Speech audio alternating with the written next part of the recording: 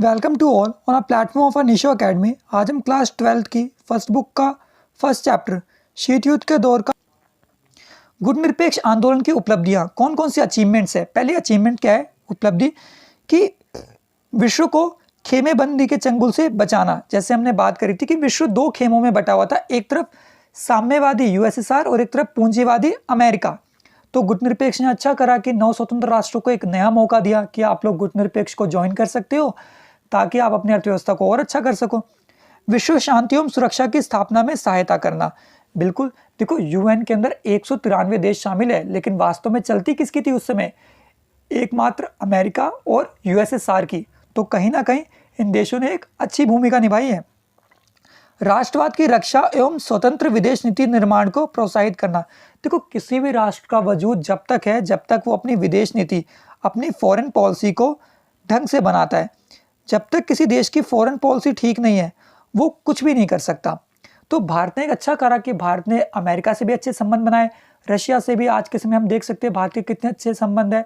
और हम देख सकते हैं कि हमारे आज के जो माननीय प्रधानमंत्री है श्री नरेंद्र मोदी जी, वो जगह जगह पे डिफरेंट कंट्रीज पे जाते हैं, विजिट करते हैं और इतनी अच्छी अच्छी फॉरेन पॉलिसी बनाते हैं।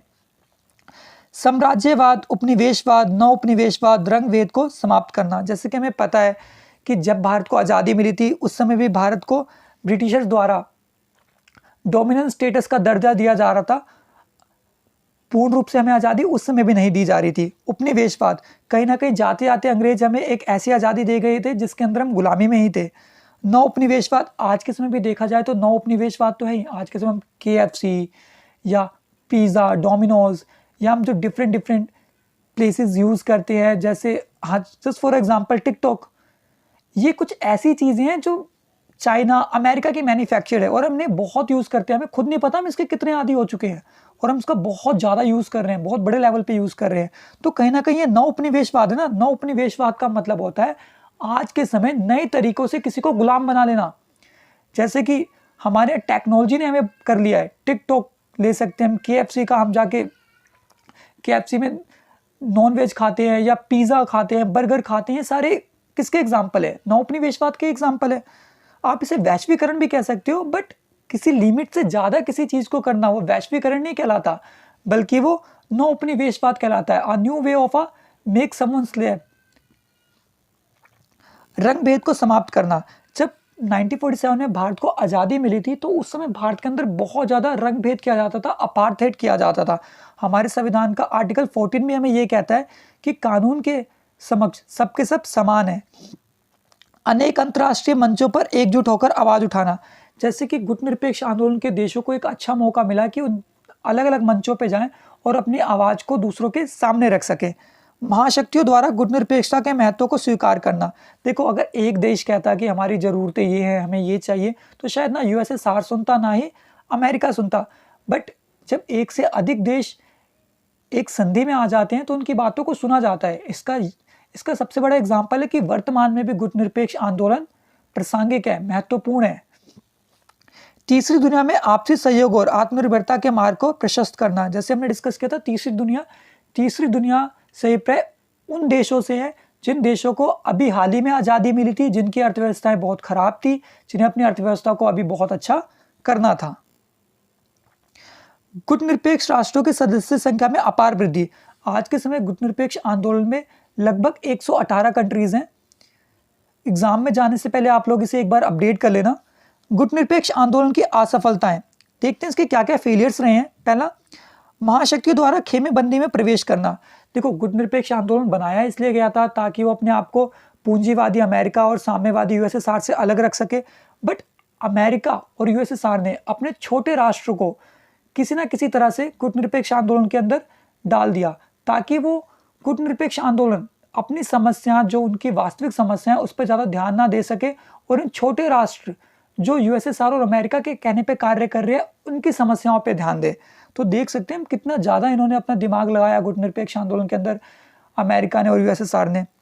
सैन्य संगठनों एवं संधियों से जुड़े राष्ट्र का गुटनिरपेक्ष आंदोलन में प्रवेश करना, ये भी सेम ही पॉइंट है लगभग। गुटनिरपेक्ष देशों द्वारा आपसी समस्याओं में ही वक्त बर्बाद करना। जैसे कि हमें पता ना, जब कोई इंसान इकोनॉमिकली वीक होता है, आर्थिक रूप से कमजोर होता है, तो उसकी बहुत कॉमन सी समस्याएं होती हैं, जैसे रोटी, कपड़ा और मकान, शिक्षा, दवाइयाँ, यही हो सकती है। तो ये लोग आपस में ही लड़ रहे थे कि हमारी ये ज़रूरत पूरी नहीं हो रही, हमारी ये ज़रूरत पूरी नहीं हो रही, जिसका फ़ायदा पूंजीवादी अमेरिका और साम्यवादी यूएसएसआर द्वारा उठाया जा रहा था। गुटनिरपेक्ष देशों की राष्ट्रीय मुक्ति संग्राम को भौतिक समर्थन ना मिलना। देखो, कोई भी मूवमेंट हो, कोई भी क्रांति हो, हर क्रांति, हर आंदोलन को कहीं ना कहीं धन की आवश्यकता होती है। बिना पैसे के आप लोग कुछ नहीं कर सकते। और ये वो देश थे जिनकी अर्थव्यवस्था बहुत खराब थी, आर्थिक रूप से ये देश बहुत कमजोर थे। मौखिक एवं लिखित घोषणा ज्यादा और व्यवहारिक काम कम।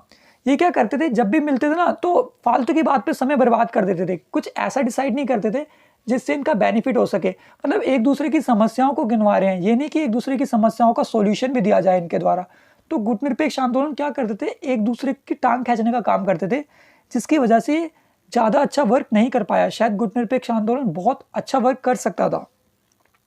गुटनिरपेक्षता की अनेक किस्में पैदा हो जाना, ठीक है, सीधी सी बात है, जब बहुत ज़्यादा राष्ट्र इंक्लूड हो जाएंगे और जब उनको डायरेक्ट, उनके जो भी काम है उसे अगर कोई डायरेक्ट करने के लिए ढंग का व्यक्ति नहीं होगा तो अपने कामों को ढंग से कर ही नहीं पाएंगे। जैसे क्रिकेट के मैच के अंदर एक कैप्टन होता है, अगर सबके सभी कैप्टन बन के बैठ जाओगे तो क्या होगा, सबके सब अपनी अलग अलग गेम्स खेलोगे। सेम गुटनिरपेक्ष आंदोलन में हो रहा था, सारे राष्ट्र अलग अलग काम कर रहे थे, ये नहीं कि मिलके काम करें, जिसका फायदा अमेरिका और यूएसएसआर जैसे देश उठा रहे थे। गुटनिरपेक्ष आंदोलन नीति को अपनाने के क्या कारण थे भारत द्वारा।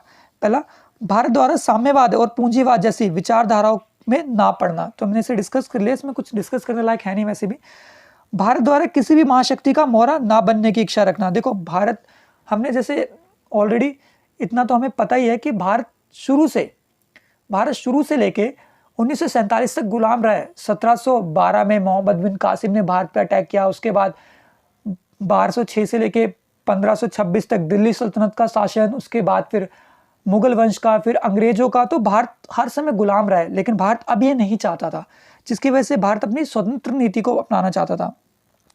आर्थिक दृष्टि से भारत द्वारा गुटनिरपेक्षता की नीति को उचित मानना बिल्कुल ठीक था, क्योंकि अगर भारत पूंजीवाद को अपनाता तो भी अपनी अर्थव्यवस्था को अच्छा नहीं कर पाता, साम्यवाद को अपनाता तो भी अपनी अर्थव्यवस्था को अच्छा नहीं कर पाता।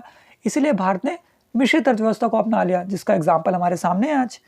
भारत की विदेश नीति का निर्माण करना। देखो, भारत अपनी विदेश नीति का निर्माण करना चाहता था, और इसका बहुत अच्छा एग्जाम्पल है कि हमारे प्रधानमंत्री, जो प्रथम प्रधानमंत्री थे हमारे, पंडित जवाहरलाल नेहरू द्वारा चाइना के साथ पंचशील सिद्धांत को साइन करना। तो ये काफी अच्छा एग्जाम्पल है। भारत की विश्व शांति एवं सुरक्षा का पुजारी होना।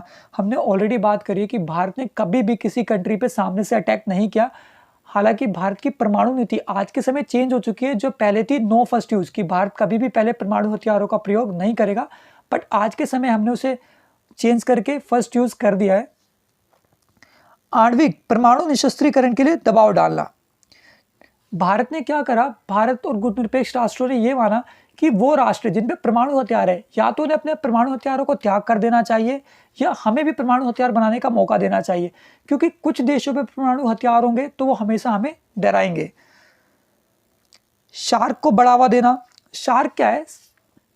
सार्क दक्षिण एशियाई देशों का एक संगठन है। इसके अंदर 8 देश शामिल है। इसका एक फॉर्मूला भी है, MBBS पानी, या MBBS पीना भी कह सकते हो, ठीक है। इसे हम आगे जो हमारा चैप्टर वहां पे डिस्कस करेंगे। ये सार्क बनाने की वजह क्या थी कि जो साउथ एशिया, जो दक्षिण के देश थे, जैसे मालदीव, भारत, भूटान, नेपाल, श्रीलंका, अफगानिस्तान, बांग्लादेश, ऐसी कंट्रीज अपनी अर्थव्यवस्था को अच्छा कर सके, इसलिए इन्होंने सार्क को भी बनाया। एक ध्रुवीय विश्व को बहुध्रुवीय विश्व का स्वरूप देने का प्रयास करना। जैसे हमने बात करी थी 1945 से 1991 तक जो विश्व था वो 2 ध्रुवीय था, यानी एक तरफ अमेरिका, एक तरफ यूएसएसआर, और इनके बीच में पिस रहा था पूरा विश्व। तो गुटनिरपेक्ष आंदोलन ने क्या करा, विश्व को बहुध्रुवीय बना दिया कि अब ना तो अमेरिका महाशक्ति है, ना ही ना तो अमेरिका महाशक्ति है, ना ही यूएसएसआर, बल्कि पूरा विश्व महाशक्ति के तौर पे देखा जाए। और आज के समय तो ये प्रूव भी हो चुका है, क्योंकि आज के समय जो वर्ल्ड है वो पोलरलेस है, ध्रुव विहीन है। आज के समय रशिया पावरफुल है, अमेरिका पावरफुल है, चाइना पावरफुल है, जापान पावरफुल है, और इंडिया भी कम नहीं है। हम देख सकते हैं इंडिया भी one of the emerging country है, इमर्जिंग नेशन में आ रहा है। विकसित और विकासशील देशों के बीच सार्थक वार्ता। तो विकसित और विकासशील देशों ने क्या करा, आपस में मिलकर वार्ताएं भी करी, क्योंकि विकासशील देशों को पता था अगर हम विकसित देशों की मदद नहीं लेते तो हम अपना विकास ढंग से नहीं कर सकते हैं। आतंकवाद के विरुद्ध संयुक्त कार्यवाही करना। देखो, आतंकवाद की सच कोई डेफिनेशन नहीं है और आतंकवाद का सबसे पहला एग्जाम्पल अमेरिका ही है। तो आतंकवाद किसी एक देश की समस्या नहीं है, बल्कि सभी देशों की समस्या है, जिसके ऊपर गुटनिरपेक्ष आंदोलन के देशों ने भी दबाव डाला। पर्यावरण प्रदूषण और वैश्विक तापमानों में कमी लाने का प्रयास करना।